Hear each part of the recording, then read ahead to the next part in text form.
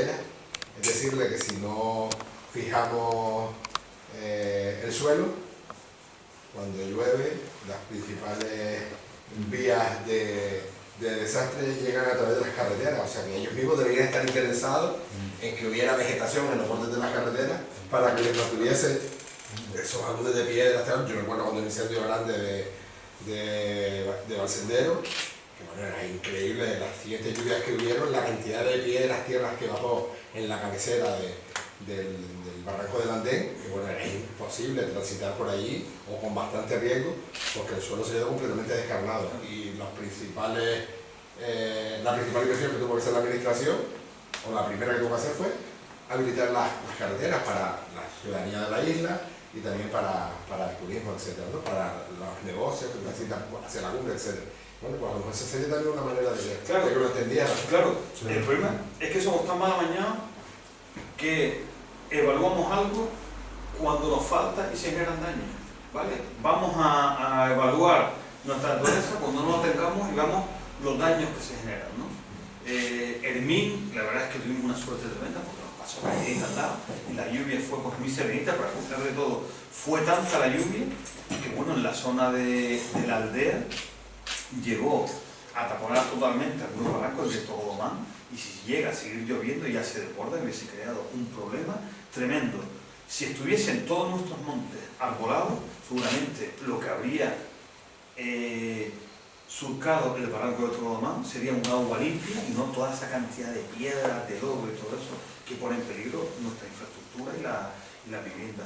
Eso por supuesto. Y bueno, y el tema, ya digo, de compensar y de subvencionar son dos cuestiones diferentes. Por supuesto que hacen falta subvenciones para muchas actividades, pero tenemos que ser muy críticos y ver si tiene sentido. Y en el caso de la agricultura, yo creo que vamos a sufrir unos cambios tremendos en los próximos años y decenios. Tenemos que ser muy críticos. ¿Tiene sentido de verdad con lo que consume de agua? El tomate le quedan 3 días, parece. Por ejemplo, el plátano, que tiene hoy un efecto paisajístico precioso, da puestos de trabajo y todo eso. La agricultura de Miguel y da muchos más puestos de trabajo, pero vale. ¿Tiene sentido estar gastando tanta agua en algo que vamos a llevar para afuera, que tiene una huella ecológica, que nos quita el agua que podemos utilizar para tener toda esa agricultura de montaña? Que vuelvo y repito, los cercados que hay en Medianías y Cumbres, aparte de una explotación agrícola, son infraestructuras de seguridad. Tenemos que verlas así. Entonces yo creo que no. Además, yo creo que habría que hablar con los plataneros, y de verdad es que no tengo nada en contra de ellos, pero hay que decir, miren, vamos a seguir echándoles una mano, pero en vez de que produzcan algo que no tiene sentido, que se produce de una forma mucho más eficiente, pues en el Caribe, donde sea, y vamos ustedes a producir todo lo que necesitamos para la subsistencia, para evitar después que también tengamos que subvencionar lo que nos viene de fuera porque no lo producimos, ¿no? Entonces, toda esa amalgama de subvenciones no tiene ningún sentido. Y por el contrario, vuelvo y repito, si tú tienes un agricultor o un pastor que te está generando un servicio, ya el sector primario de Medianías y Cumbres no es solo sector primario, tengamos claro que es también sector terciario porque está generando un servicio. Nos mantiene un paisaje que es digno de ver. Oye, a todos nos gusta ver pues una pradera con un ganado encima, un terreno trabajado, un caserío mantenido. Entonces, si queremos tener eso y queremos que haya gente que esté dispuesta a hacerlo, tenemos que compensarlo. Y vuelvo y repito, no son subvenciones, sino es compensarles algo por un servicio que nos están haciendo a ellos. Carlos, yo tenía entendido que ya lo del séptimo forestal estaba ya, digo, que se estaba haciendo desde hacía años, ¿o no? No. Lo que pasó es que en 2017, después de estarle dando la vara ahí al cabildo y tal, porque mira, vamos a presentar una moción instando al gobierno de Canarias a que cambie la ley para crear el séptimo forestal. Se le empezó a dar vueltas porque se metió en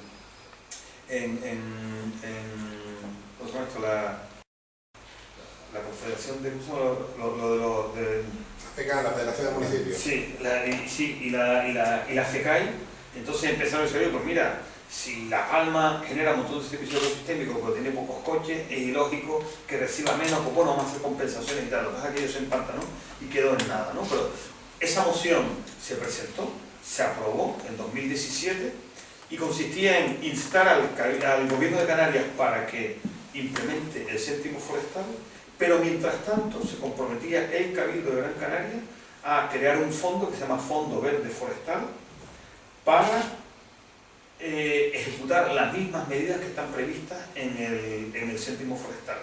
Lo que pasa que ni de lejos son esos 4,5 millones, estamos actualmente en 1,5 millones, gran parte se lo lleva el pago a pastores, que es muy importante, y ahora tenemos actualmente 300.000 euros, que el año que viene esperamos llevar a 400.000 y seguir incrementando, porque eso no es nada, que es la parte del Fondo Verde Forestal, que por medio de una convocatoria cedemos a propietarios que quieran hacer prevención y silvicultura en sus terrenos, donde es una medida muy interesante porque estamos consiguiendo que incluso propietarios que no llegan al mínimo para poder recibir la subvención se unan a hacer una unidad de gestión y que podamos sugerirle empresas, tras el plan por supuesto que no, las empresas públicas, esto tiene que ser empresas privadas, y no acción a medio ambiente, tal y todas estas grandes, sino pequeñas y medianas empresas autónomas. Estamos consiguiendo esa sinergia entre vecinos y pequeñas empresas y pensamos que es una muy buena solución. Lo que pasa es que con 400.000 euros no vamos a ningún lado, es un inicio, pero queremos demostrar al Cabildo que hay una demanda. Este año teníamos peticiones por 500.000 euros, solo pudimos dar 300.000. El año que viene esperamos llegar a lo mejor a peticiones por 1.500.000 euros y lo que tenemos son 400, pero que se vea que existe esa necesidad e ir subiendo poco a poco, y la mejor forma, o la que nosotros creemos, es en el céntimo forestal. ¿Por qué? Porque la política ambiental actualmente no se sostiene con partidas corrientes, sino a base de ¿cómo digo yo?, de flashes. Por ejemplo, si tú miras aquí el presupuesto de medio ambiente, es el LIFE Niebla, el LIFE Pinzón, el LIFE Rabiche, el LIFE de la Culebra, que está muy bien, pero que son cosas concretas. Pues después tú dices, bueno, vale, vamos a ordenar la casa. ¿Cuánto tengo para prevención de incendios? ¿Cuánto tengo para reforestación? ¿Cuánto tengo tal? Poquísimo. Entonces no podemos estar viviendo a base de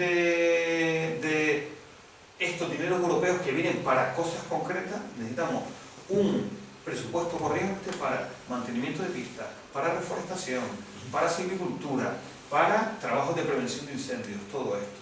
Entonces, claro, ahora mismo no creo que las administraciones vayan a decir, oye, espera, tienes razón, esto está muy bien, venga, ¿cuánto te falta? 10 millones de euros, ahí lo tienes. No tenemos esa fuerza.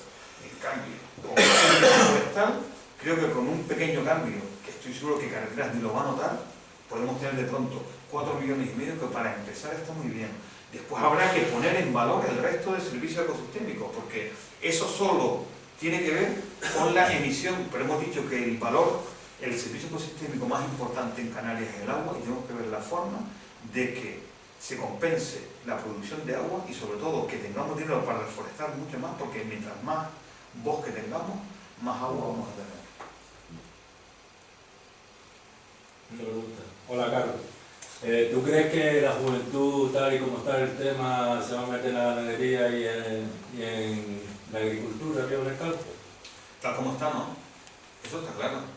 Pero es que, por eso vuelvo y repito, el agricultor y el pastor del siglo XXI no puede ser el del siglo XX, que era un miembro del sector primario, cuya función era ganarse su sustento y generar un producto para la sociedad. ¿Vale?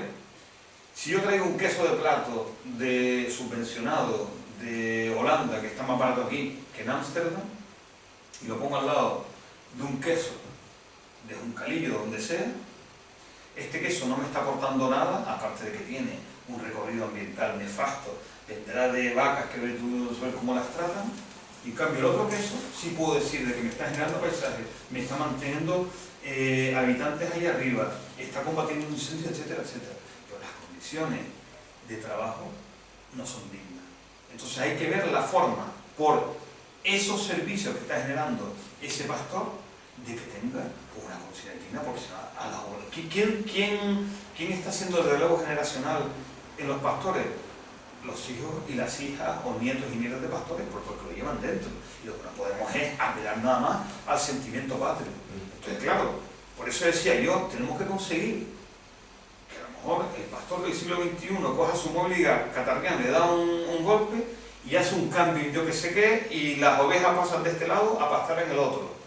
A que tenga acuerdos con otros pastores y dice, mira, pues tú sábado y domingo te vas a encargar de cuidar mi ganado, del otro, y nosotros y el otro nos vamos a la playa, por ejemplo, o vamos a tener vacaciones. Todas esas cosas tenemos que conseguirlas, porque tenemos que hacer que sea tan apetecible ser pastor como ser fontanero, ingeniero o lo que sea. Pero tal cual está, ¿no? Y con la agricultura de montaña, lo mismo, es muy duro. Una papa que venga de Chipre, ponla con una papa que te venga de Tacoronte, donde sea, y la diferencia está clara. Oye, en Chipre será otra cosa, pero esa papa de Tacoronte está cumpliendo unas funciones tremendas y eso hay que ver la forma de compensarlo. Por el precio, tenemos que estar dispuestos como sociedad a pagar un poco más porque cuesta más, pero tenemos como sociedad también que compensar a ese propietario, a ese agricultor, para que la papa pueda estar en el mercado y sea rentable. Entonces, con esos condicionantes yo entiendo que sí, pero hace falta una inversión, y no son subvenciones, sino son compensaciones. Eso tenemos que tenerlo súper claro. Cualquier agricultor de medianías y cumbres está manteniendo una infraestructura. Es como si tú tienes un trozo de carretera al lado de tu casa y empiezas a rebaquearla y mantenerla para que pasen los coches, es lo mismo. Y eso hay que compensarlo. Y hay ideas al respecto y hay posibilidades. No estamos hablando de unas cuantías increíbles. Lo que pasa es que estamos acostumbrados a ser no ya el hermano pobre, sino el hermano miserable, y parece que pedimos algo y Señor, tanto pide, ¿no? Esto tiene que ir solo. Pues en absoluto, las carreteras no se rebaquean solas. El medio ambiente no se mantiene solo.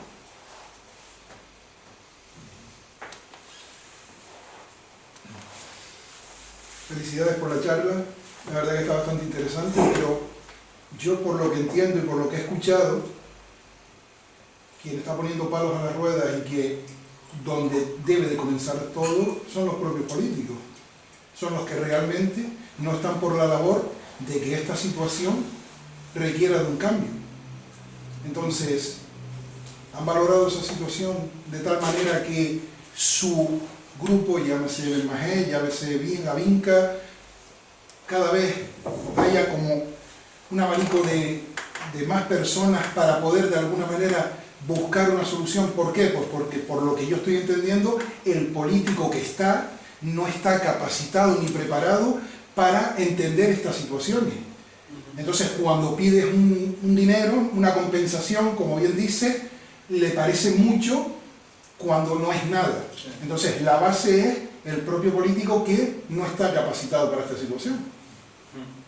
Claro, ahí hay un problema grave y lo digo claro, no esperamos nada de los políticos, es decir, es que no podemos esperar nada de ellos, desgraciadamente, ¿no? O sea, es la realidad. Yo ya dije que los políticos le tienen miedo a dos cosas, y es la prensa y la ciudadanía organizada.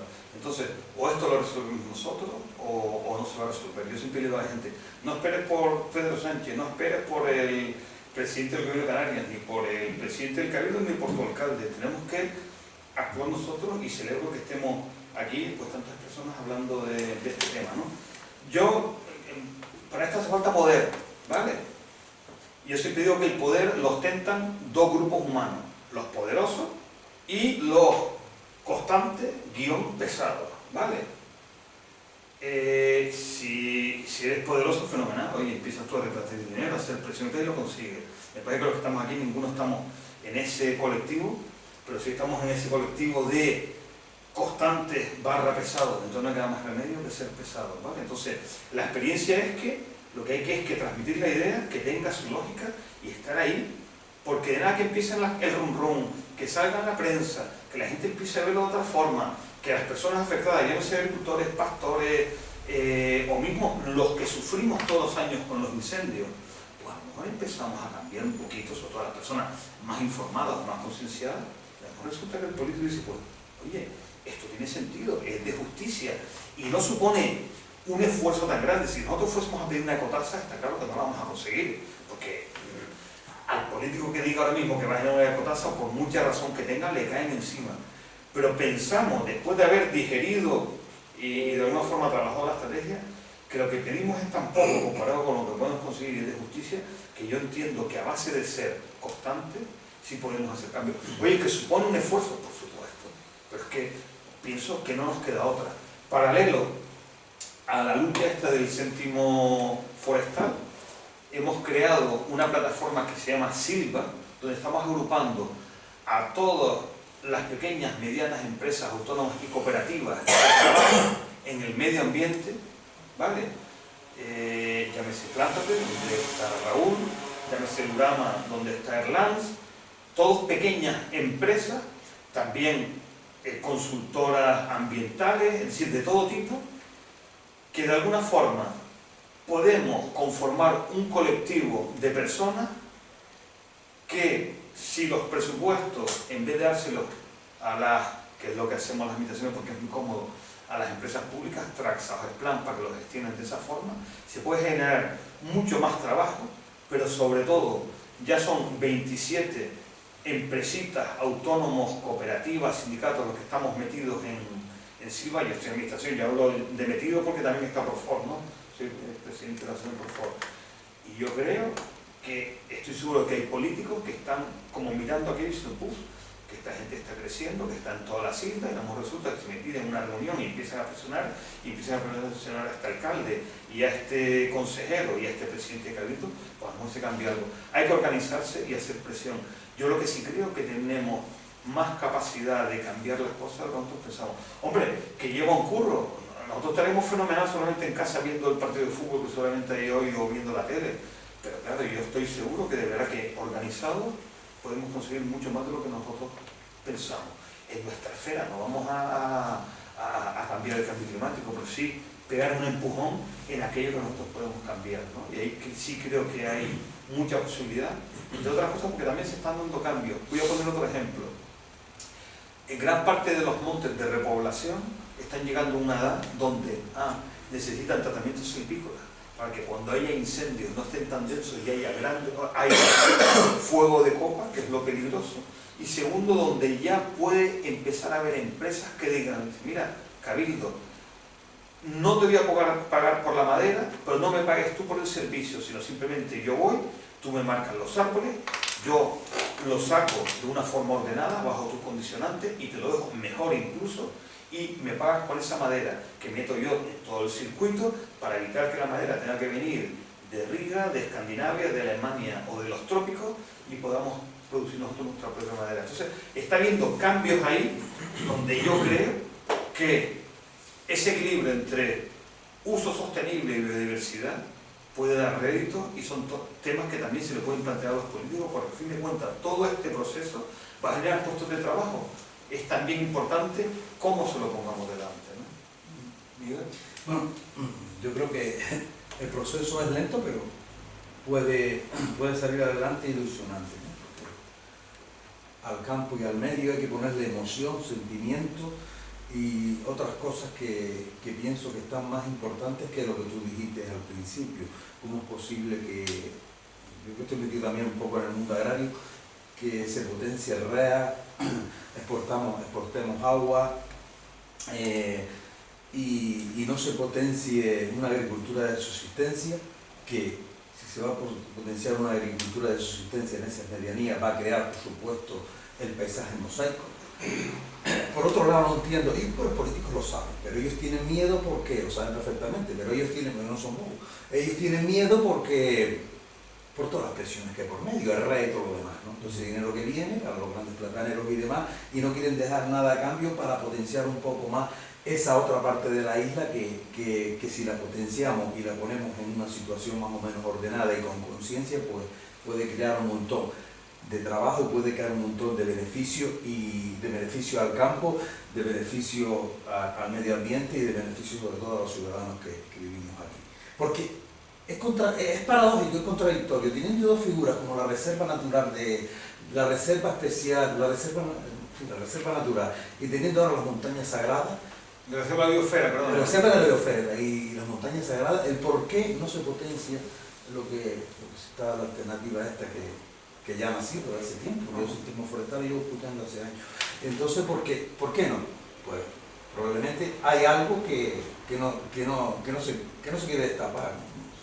Probablemente esos dineros que vienen de Europa y no se quieren ordenar en el paisaje canario, sino en otros intereses, o que imperan.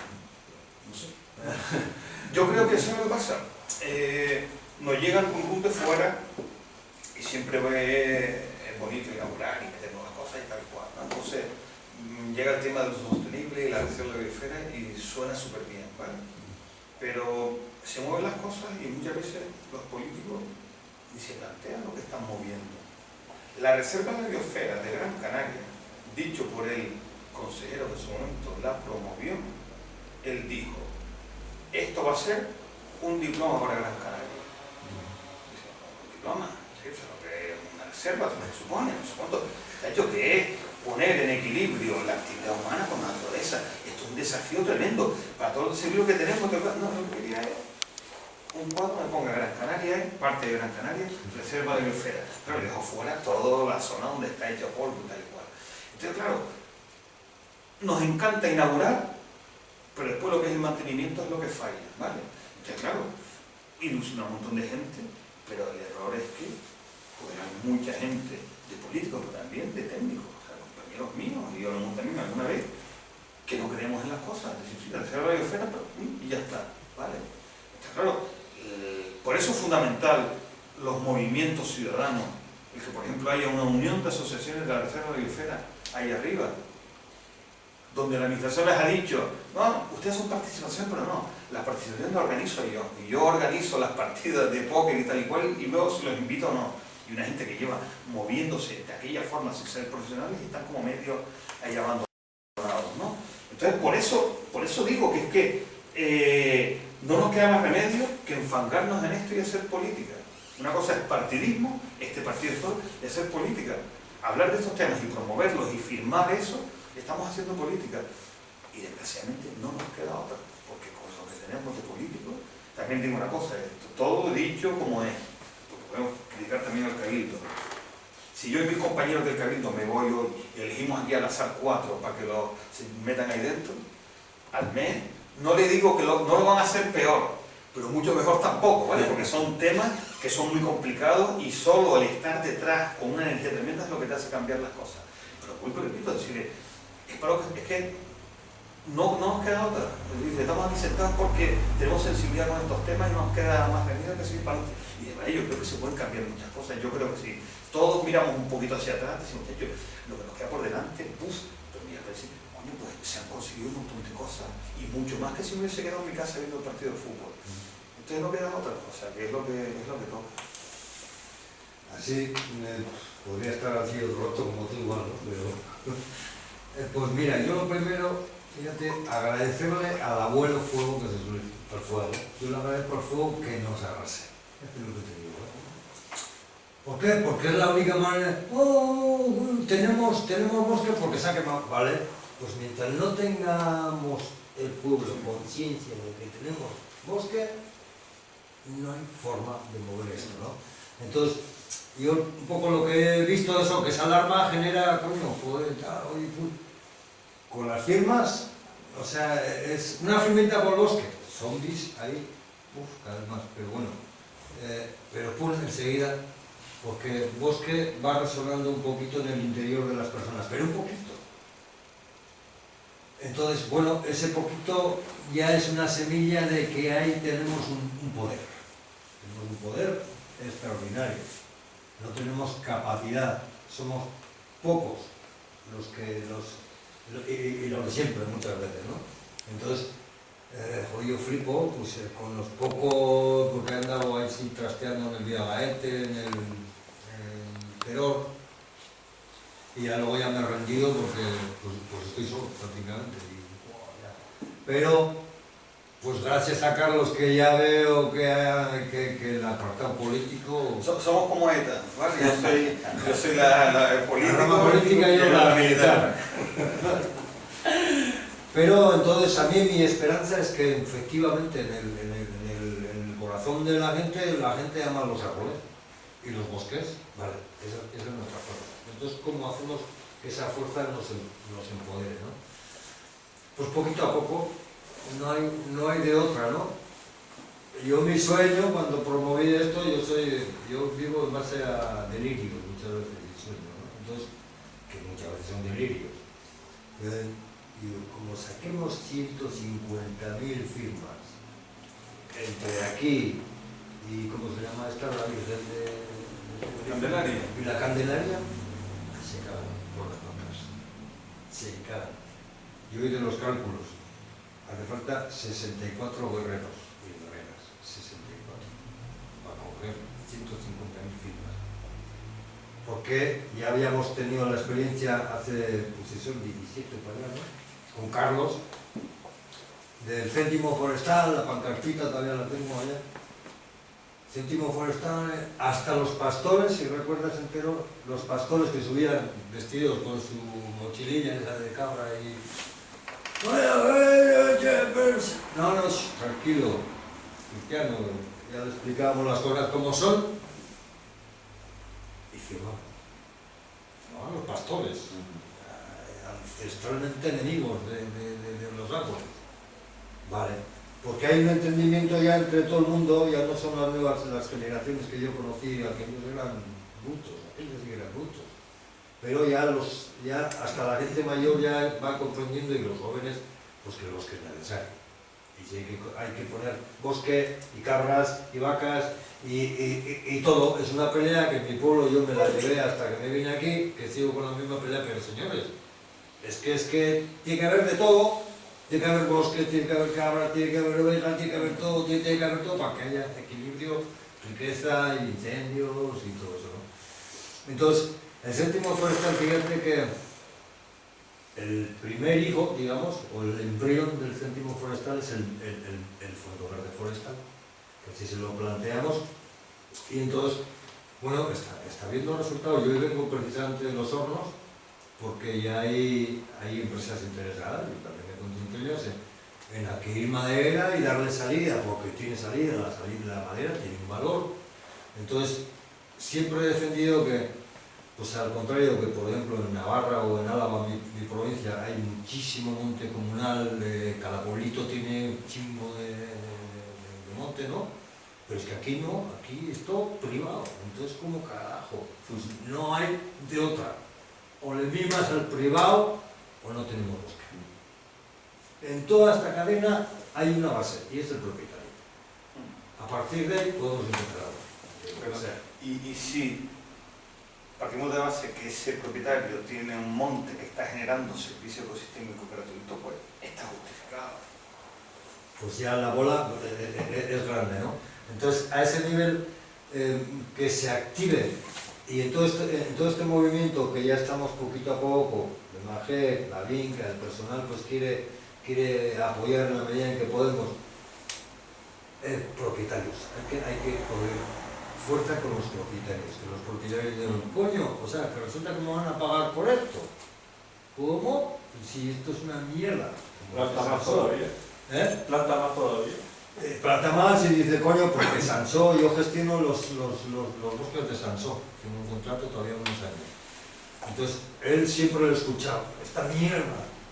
Y digo, Jorge, una mierda. Esto es una mierda. Pues claro, es una mierda, a él no le da nada más que problemas. Y no se tendrá que pagar lo que tenga, no lo sé, pero no le da nada más que problemas, es una mierda, efectivamente. Entonces, en el propietario es el primero que tenemos que cambiar pueblo, que no es una mierda, que aquí tengo un tesoro. Entonces, hoy pues justo estaban pues ahí en la finca Los Hornos, pues hay unos cuantos árboles, unos pinarracos así, canarios buenos que tal, oye, que tienen un valor, que, oye... Explica que si hemos cortado un pino canario de este tamaño, es porque había al lado otro que era de este tamaño. Claro. Que no tengan claro. Hombre, sí, por supuesto, esto pasa todo por el tamiz del presidente, que él sabe cómo hay que hacer las cosas, ¿no? Pues no vas a arrasar ni nada, todos sabemos un poco ya, todos somos conscientes un poco de cómo hay que hacer las cosas, ¿no? Entonces allá hay unos ejemplares que se pueden saldear, el bosque se queda bien y creciendo, pero esos propietarios van a tener unos ingresos X. Joder, wow. Entonces, eso es la forma y es un poco, para mí, el mejor fruto fíjate hasta ahora de lo que llevamos de segunda campaña de Fondo Verde Forestal, llevamos segunda campaña. La primera fue Ayuntamientos, que fue un poco desastroso, o bastante desastroso. Pero bueno, fue una buena experiencia y que por otro lado también a mí me gustó eso porque involucra a los ayuntamientos y eso es absolutamente Claro que son importante. los que conocen a los vecinos, ¿no? Tres cosas son lo que dijiste. Primero, como decía un buen amigo mío, lo bueno que tiene esto es lo malo que se está poniendo. A veces sí es importante que pasen cosas. Yo cuando hay incendios, perdone, pero cuando son en Estados Unidos me alegro, porque si es un incendio en Ecuador no se acuerdan ni su abuela o en la selva tropical, como sea en California, en Washington, donde sea, ya van a decir eso, oye, agüita que está pasando algo. Es importante que pasen algunas cosas, ¿no? Segundo, tenemos también que ilusionarnos, es decir, esto no es una historia negativa y de desastre. Si hoy nos damos una vuelta por las medianías de Gran Canaria, fíjense bien, fíjense que van a haber un montón de árboles, muchos laureles, que tienen forma cónica. ¿Qué significa que tienen forma cónica? Que son jóvenes. Es un proceso de los últimos 20 años, por el abandono del uso de la tierra en muchas zonas, porque aquí cabe de todo, pero está habiendo una recuperación de la ursilva súper importante. En las medianías bajas, si miramos fotos de Santa Brisa, de Pino Santo de hace 50 años ahora, el acebuche está corriendo que lo flipa, la sabina está corriendo, el pino también, o sea que podemos hablar de una historia ilusionante, pero coño, vamos a mantenerlo, ¿sabes? O sea, ¿cómo decir, no? ¿Qué pasa lo que no? La naturaleza canaria aguanta el fuego, ¿no? Vamos a invertir, porque aunque haya un cambio climático y tengamos más cardenal tabaival, más pinar, menos laurisilva, menos acebuche, vamos a tener formaciones autóctonas y podemos tener las islas arboladas. Eso es importante, no olvidarlo, ¿vale? Porque yo no he venido aquí a decir esto es una porquería y no sé cuánto tal. No, esto es una historia que puede ser una historia ilusionante y una historia de éxito. Y con respecto a los aprovechamientos, el pinar es bueno cuando se dan sinergias. Resulta que el pinzón azul necesita una estructura de bosque determinada y que si hacemos un tipo de silvicultura determinado, que es elegir cada 10-12 metros los árboles más vigorosos, dominantes, que van a estar ahí por los siglos de los siglos, y vamos trabajando en función de ellos, que significa aquellos que los estén molestando, los haciendo la competencia, se los vamos quitando, generamos una estructura de bosque donde tenemos árboles plus, que son los que la naturaleza potencia de por sí, más unos acompañantes que están sin fastidiar a eso. Parece que son las estructuras ideales para el pinzón azul. Moraleja, podemos aprovechar nuestro bosque, generar toda una riqueza alrededor de ellos, potenciando también la biodiversidad. Y no estamos pensando en grandes empresas ni nada, estamos pensando en empresitas. Les pongo otro ejemplo. La Cruz Roja está a punto de firmar un convenio con el Cabildo, donde quieren tener una zona, parece que es una montaña de fibra, donde quieren ellos, pues, apadrinar una zona y repoblar y todo esto, con unos presupuestos constantes y tal. Pues bueno, uno de los condicionantes que les dice, oye, pues háblate con la gente de Firga para que sea a lo mejor una empresita o un autónomo de Firga el que mantenga aquello. Porque esa vinculación al monte, lo que tú hablabas de los montes comunales, es importantísimo. Lo que no tiene sentido es yo estar cuidando una zona en Tejeda y traerme gente de la isleta, con mucho respeto a mi novia de la isleta, por la gente, ¿sabes? Pero cada cosa en su sitio, o ponerme a cuidar las canteras y traer gente de Juncalillo, ¿no? Pero dado que no tenemos mucho bosque comunal, sí tenemos que intentar que los bosques le generen beneficios directos también a la población aledaña. Ya se van a encargar ellos de cuidarlo. En Soria y en Burgos es la zona de España con más arbolado y menos incendios. ¿Por qué? Porque son bosques de los ayuntamientos, de los vecinos, y cuando hay tratamientos silvícolas a final de año se hacen las cuentas y a cada familia le entran 5, 10, 15.000 euros por la venta de madera. Como asegura esta mosquinas que sale todo el mundo del pueblo a apagar el fuego, porque tienen un vínculo. Y el que hay un beneficio económico es importantísimo. Y yo creo que el objetivo tiene que ser tener zonas naturales sin tocar y otras tocadas de la forma adecuada, pero en vez de estar gestionando eucaliptales, plantaciones, poder gestionar nuestros ecosistemas. Sería ideal, como hay en zonas de Centro Europa, donde ellos lo que gestionan son los hayedos, los robledales, los habitatales, la vegetación autóctona. Pero claro, en su sitio. Bueno, no vamos a hablar de aprovechar la laurisilva porque tenemos un 5%. Pues sí podemos plantearnos en seguir repoblando la laurisilva, también en terrenos de particulares, y plantearles que en un futuro podemos hacer una gestión sostenible de mejora continua, pero también un aprovechamiento. Pero todas estas cosas están cambiando mucho y yo creo que hay que estar abiertos a ellos, pero sí quería transmitirles que esto no es una historia de pesimismo, tenemos que ser realistas, pero que la naturaleza está, si nosotros, cuando hablamos de gestión, por cada paso que demos nosotros en pro de la naturaleza da 100, ella sola, solo tenemos un poco que mirar y apoyarla, y hay algo, por ejemplo, muy interesante que se llama la regeneración natural asistida, y es toda esa regeneración que está viendo, en parte porque los pajaritos se comen un fruto aquí, se posan más allá y largan la semilla, de ahí sale un árbol, lo que tenemos que ir a lo mejor con la aerosoles y motosierra detrás, limpiando, para que cuanto antes tengamos estructuras que si viene un fuego no arda todo.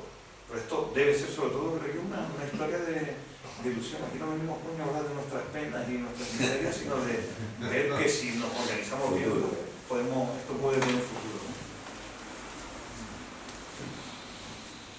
Arriba en la finca donde estamos nosotros estamos utilizando el eucalipto blanco.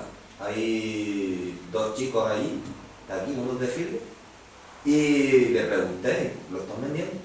Los ramitos y entonces la finca esa sí tiene una zona donde los eucaliptos no lo van a tocar porque lo están aprovechando. El eucalipto blanco tiene un problema, o tiene un par de problemas. No es lo que se dice que chupa, si chupa agua sí se la da, está claro, pero si no la tiene, ¿eh? Si no la busca acá. Sí, pero al centro de la tierra no llega. No, el tema de la acidificación y todo eso no es correcto desde el punto de vista edáfico. Tiene un problema el eucalipto blanco, y es que cuando arde de copa genera lo que se llaman pavesa, es decir, empieza a soltar trozos incandescentes que se lo lleva la convección y que lo lleva 1 kilómetro, 2 kilómetros adelante, y es como si fuese bombardeando con fuego lo que está por delante. Entonces, eso por un lado, el blanco lo tiene, sí, porque una estrategia en Australia, una estrategia de, ¿sabes? Pero que, y después que la madera no es la mejor. El eucalipto rojo, por ejemplo, tiene mejor madera. Con respecto al eucalipto, si me piden mi opinión, hay muchas zonas donde no tiene sentido, yo lo mantendría allá donde se puede aprovechar y se puede controlar. Un eucaliptal o un bosque no es más que una instalación fotovoltaica natural, porque lo que está haciendo es fotosintetizando la energía del sol y convirtiéndola no en electricidad, sino en materia que la puedes almacenar en el propio bosque, o sea, haces una entresaca en forma de madera, ¿no? Eso no debemos olvidarlo. Pero el eucalipto blanco solamente no es la especie más adecuada. El eucalipto rojo, por ejemplo, sí tiene muy buena madera, y lo que yo creo es que hay que limitar el eucalipto en Gran Canaria, pero no si partidario de erradicarle nada por el estilo, sino trabajar con él, porque después fija CO2, que es una pasada, y está en fincas privadas, ¿no? Pero sí, yo creo que a lo mejor el 40-50% del eucaliptal habría que limitarlo, sobre todo aquel que está en ladera, que empieza a soltar semillas y se empieza a regenerar, ¿no? Pero para mí es importante siempre decir que no le debemos buscar el DNI a las especies, si viene de Australia, de aquí, de allá, sino el currículum, es decir, lo bueno o lo malo que puede hacer por un territorio. Entonces, el eucalipto en un sitio puede ser bueno y en otro puede ser malo, ¿no? Entonces, un poco lo tenemos que discernir, sabiendo que lo ideal sería pues tener un alto porcentaje de vegetación autóctona y poderla gestionar, ¿no? Hablando ya del eucalipto, para mí el problema del eucalipto es la falta de uso, si no lo usas. Si lo usas, para mí es una bendición, ¿eh? ¿Por qué? Pues porque ¿qué les vamos a llevar a los restaurantes? Quebracho de Paraguay, que estamos jodiendo lo de Paraguay, pues mejor que le llevemos eucalipto de aquí. Sí, pues para mí el problema del eucalipto es llenar Galicia o Uruguay, pues no. Que confirme que estamos hablando de eucaliptos aquí en esta casa con un ecologista al lado y no nos peguen nada. No, pues yo creo que poco vamos a estar viendo, ¿no? Entonces, todo en su medida, pues justo el fuego, el último que yo vi en México, que estaba en una comunidad, ayudándoles a tal y reforestar y cual. Y allá lo único que tenían para construir eran 4 eucaliptos que quedaban en la escuela antigua, y menos mal que teníamos aquello. Más nada. Joder, bendito eucalipto, madre de Dios. Entonces, bueno, pues como que las cosas hay que mirarlas justo en su medida, ¿no? Y para mí el eucalipto tiene un futuro cojonudo. ¿Cuál? Que se aproveche. Y se puede aprovechar, se puede seguir aprovechando. Cada vez hay más gente que se dedica a la leña, ¿eh? Sin aumentar, yo no digo nada de aumentar la superficie, pero con lo que hay, yo creo que tenemos para justificar. No, es importante hablar de esas cosas. Sí, No, es muy importante. se pone a picar. Bueno, hay una cosa que has dicho con la que no estoy de acuerdo. Una agrupación de eucalipto no es un bosque. Es una plantación de plataneras, de limoneros o de perales. Un aprovechamiento. ¿Vale? Es un aprovechamiento. O sea, yo sí estoy de acuerdo que se plante el eucalipto en terrenos agrícolas abandonados para cultivar eucalipto. Como si tú quieres plantar viñátigos, barbusanos o no sé qué, para obtener madera. Pero en la actualidad tenemos, tú dijiste un 1%, porque trabajas en el Cabildo, pero la población del Monteverde en Gran Canaria no llega al 1%. O ronda el 1%. No, está por encima. De verdad que sí. No, porque es que estamos hablando, estamos viviendo en un bosque de plantas que llevamos 5 años plantando.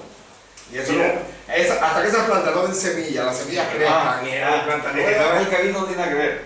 Y ve, tú coges, simplemente, des una vuelta por las medianías. Lo que está viendo la generación es tremendo. Coge tú, si pudiésemos coger todos los árboles que tengan ya una copa conmigo de 2 metros de laurisilva y los empezamos a juntar, los flipamos. ¿Vale? Ahora, estar discutiendo si es un 1 o un 5 es irrisorio, nos hace falta mucho más, ¿vale? Pero por encima del 1% estamos aserrados. Bueno, hasta 2 te acepto.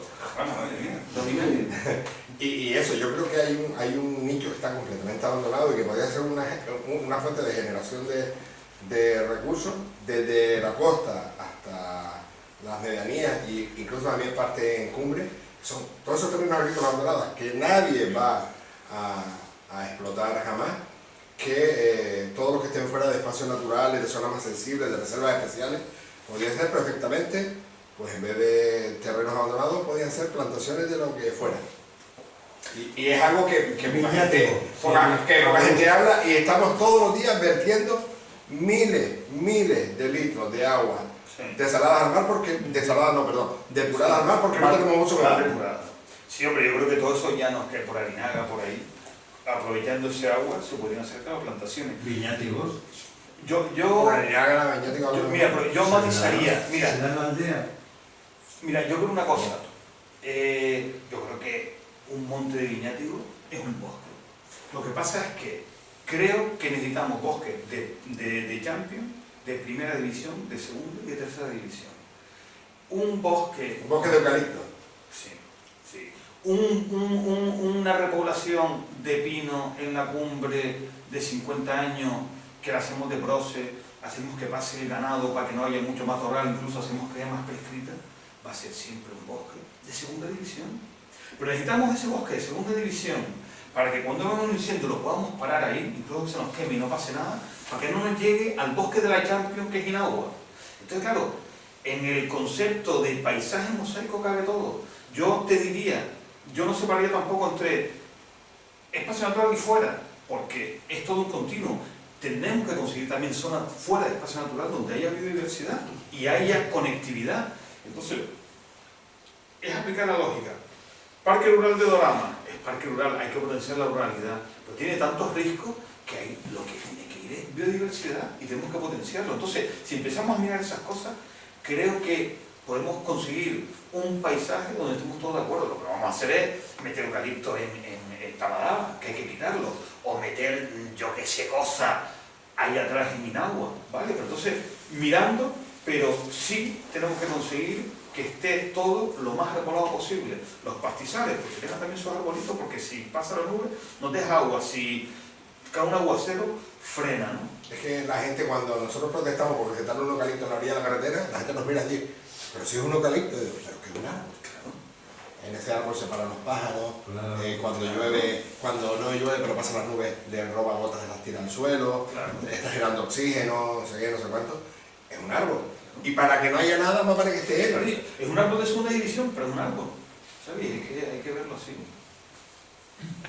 Lo que no podemos, hay mucha gente que se plantea la biodiversidad y dice, tiene que haber la misma biodiversidad desde la maceta de mi casa hasta el terreno en el parque y hasta la reserva integral, no sé cuánto, no, son todos gradientes.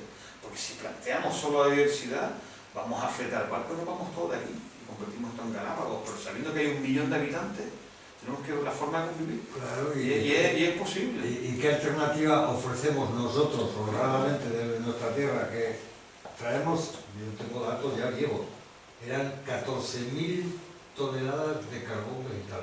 Cuando hice el estudio de la biomasa, que eran de datos del año 14 o así. 14.000 toneladas de carbón vegetal, que es una barbaridad. Que vienen de lo que les estamos jodiendo a los americanos, en Paraguay, aquí y allá. Entonces, ¿qué alternativa podemos ofrecer nosotros? No, somos tan, ¿cómo se dice? Soberanía alimentaria, soberanía forestal. Sí que haber una soberanía forestal, porque Hombre, si no, acercarnos a ellas. claro, pero caminar hacia ella de alguna forma, ¿no? Yo siempre he flipado, porque aquí un mato crece el doble que mi pueblo. A poco que tenga una agüita, ¿no? Y digo, hostia, yo cuando llegué aquí me quedé flipado. Digo, hostia, ¿y esto cómo? Esto tiene 30 años. Hostia, joder. Entonces, tenemos agua, tenemos tierras abandonadas por un tubo. Y para mí, la gestión y la base de toda la pirámide es el agua. Entonces, ¿dónde va el agua depurada de Finlandia? La depuradora y bueno, la Virga en parte va a la agricultura de costa en Aruca. La gran mayoría del agua va allí, pero por ejemplo va a un embalse, el embalse está continuamente rebosándose y va al mar. Porque con eso que va al mar, pues igual haces 400 hectáreas en Finlandia, solo con lo que se echa para el mar. Entonces, esa gestión, claro, a los políticos, sí, pero es que los políticos no son más que un reflejo del pueblo. O sea, si hablamos mal de los políticos, tenemos que hablar mal del pueblo. Claro que los elegimos nosotros. Los elegimos nosotros. Entonces, un puro reflejo, eso es un cabrón porque tú eres un cabrón. O sea, yo lo tengo así de claro, ¿no? Entonces, el problema no son los políticos, el problema es el pueblo, el problema es la conciencia del pueblo. Siempre ha sido el problema, ¿no? Entonces, desde hace años, yo me acuerdo, desde la Enamórate de mí, aquello y tal, yo estaba proponiéndoles aquello de la campaña Enamórate de mí, aquello, ¿no? Oye, a ver, ¿por qué no hacemos unos espejos? Yo le decía, no sé quién, a Carlos Canella. Yo le decía, vamos a preparar espejos en escaparates. Le decía, por ejemplo, la Paulonia. Vamos a poner unos sitios, la Paulonia creo que nadie hay que esté en contra, porque pues, parece que es todo beneficio, ¿no? Entonces vamos a poner, yo qué sé, en cualquier lado, pero en cualquier lado no, al lado de la carretera principal, en varios sitios, vamos a poner unas Paulonias, mimarlas, que hay que mimarlas los 2 primeros años, unos buenos clones, que estos que tenemos todavía no son los mejores, pero hay clones que en Galicia están creciendo 40 centímetros en 4 años, sacan 40 centímetros en 4 años en Galicia, mimados, claro. Bueno, pues si de pronto aquí debajo de bañaderos pues ponemos ahí un cacho de plantación de Paulonia. Coño, ¿qué será eso? Como platanera, también es de fuera, Pero que de pronto a los 6 meses, si ponemos el material de deco, a los 6 meses está así. ¿Qué híjoles, qué es eso? Y al año, y a los 2, coño, y eso ligándolo. Es como que hace falta una visión completa del asunto y como que darle la misma visión a todo el mundo y no hay forma. Yo le digo, vamos a poner unas Paulonias, que es la más rápida, pero que es un poco como el acicate para decir, señor propietario, usted quiere ganar, creo que por año y hectárea es una pasta buena, ¿eh? En el ciclo de la Paulonia, los buenos clones y todo eso, creo que eran, pues en 7 años o así, 8 que le puedes cortar, eran como 24.000 euros por hectárea. Y apenas has hecho nada. Cuidar un poquitito aquello, ¿no? Vale, pues entonces, pues lo veo, pues lo quiero. Y aquí el que importante es el propietario. De la cadena, del risco, de ese. A ese es el que tenemos que llamarle la atención porque ese por romanticismo y por conciencia no llega. Bueno, pero si le llega al bolsillo, a mí me da igual que le llegue por donde le llegue. Y sobre todo después también hay que ver cómo se acopla una cosa con la otra, ¿no? Hablamos de eucalipto. Si ustedes tienen posibilidad de ver eucaliptares en la zona baja de aquí, por ejemplo en montaña de Firga, compárenlo con eucaliptares en Valle Seco, ¿vale? Fíjense bien en el ejercicio. Los eucaliptares de aquí están en zonas donde la climatología no es adecuada, tira mucho del suelo, del agua y nutrientes, no deja que crezca nada debajo y hay erosión. En cambio, si van a Valle Seco, fíjense y miren a ver lo que está creciendo debajo. ¿Saben lo que está creciendo debajo de los eucaliptales en Valle Seco? ¿Lo sabes, María? Laurisilva. Claro. ¿Pero por qué? Es el mismo eucalipto, bueno o malo, que aquí debajo. Aquí arriba tiene otras condiciones porque tiene un suelo profundo, Y más agua. tiene más agua, entonces no tiene por qué competir. Y ahí convive la laurisilva. Oye, hablando con los propietarios, vos se lo puedes decir, mira, vamos a empezar a quitar eucalipto, no sé cuánto, no sé qué, te vamos a compensar por biodiversidad y deja que crezca la laurisilva. Y no solo eso, sino que metemos por medio el palo blanco, etcétera, etcétera. ¿Qué quiero decir con esto? Que las especies muchas veces no son ni buenas ni malas, sino depende. El castañero estuvo hasta el otro día en el catálogo de especies invasoras junto con el almendrero, porque a un iluminado en La Palma se le ocurrió, vio una foto, porque la gente no ve películas, no ve procesos, ve fotos. Y dice, coño, que yo que hay laurisilva y hay unos castañeros ahí, y mira, el castañero se está comiendo la laurisilva. Y por eso lo declaramos. Ignorancia, además. Y es imposible que una especie de luz, como el castañero que necesita luz, se meta debajo de una especie de sombra y la de panque. Cojan ustedes semillas de eucalipto o de castaño y vayan a los tíos de molla y siembrenlas ahí, se van a pudrir. Exacto. Y nada más por eso lo denostaron cuando el castañero es una especie que está súper implantada aquí. Habla de tú a cualquier campesino por ahí que prefiere un pino o un castañero. Y si Yo eso creo es... que en Gran Canaria ahora mismo un pino. Ah, Porque tiene un castañero y te va la gente del campo Sí, vale. a coger castaños. Sí, vale, tengo una robada, Vale, pues esa letra chica. Con una mano, regueta Sí, chica. sí, vale, de acuerdo, son los efectos colaterales, pero a lo que voy. Miren ustedes a de los castañeros en zona laurisilva. Se están llenando de laureles también, y como hay un viñático, se están llenando de viñáticos. Son especies nodrizas. Entonces podemos utilizar ciertas especies para crear un bosque primigenio, para después meter aquellas especies que no crecen a plena luz. La laurisilva le cuesta mogollón crecer a plena luz. En cambio, como metan debajo de especies de sombra, crece fenomenal debajo del álamo negro, el olmo, el álamo blanco o el castañero. Hombre, el eucalipto no lo vamos a meter de pionero porque es un Ferrari y te crece todo, pero sí en zonas donde hay buen suelo, sí podemos transformar. Pero entonces, ¿qué les quiero decir? Que todo lo que está pasando hoy en día son películas, no hace falta que nos peleemos, sino simplemente observar. Y estoy seguro que vamos a conseguir soluciones donde todos nos vamos a ver reflejados. Además es que ese eucalipto caerá por la laurisilva. La laurisilva se come a Australia, si le pones, porque yo lo he visto en Tenerife, en el sitio más claramente, ¿no? Un antiguo bosque de eucalipto que, bueno, todavía tienen unos abuelos así. Pero eso se fue regenerando de laurisilva. Y ya los nietos no pueden crecer. Porque Allá es laurisilva, cuando se mueran los viejos, aquello es laurisilva porque ya los chiquitos no prosperan, ¿no? Entonces no hay que tener miedo de ningún tipo, ahí es cuando me empecé a dar cuenta ya no fue un trabajo que me encargaste también tú por la zona de San Mateo, y que recuerdas unos barrancos que fuimos allá a clarear, laureles. Porque el chaval que tenía yo aquí contratado se me puso insumiso. No, como que no, que yo no pongo laureles. Tuve que explicar un buen rato por qué cortábamos esos laureles. Bueno, ya pues cortábamos esos laureles pues, para hacer estapetado y así de alto, para hacer luz y poder meter viñáticos y tal y cual, ¿no? Entonces ahí yo observé que había, bueno, pues álamos, adiós, olmos, adiós, eucalipto, que no era muy grandote el eucalipto, pero el eucalipto, adiós, o sea, a la sombra de la laurisilva y Dios, o sea, es muy fuerte, es una pasada la laurisilva y va caminando. Mira, vamos a hablar de eso.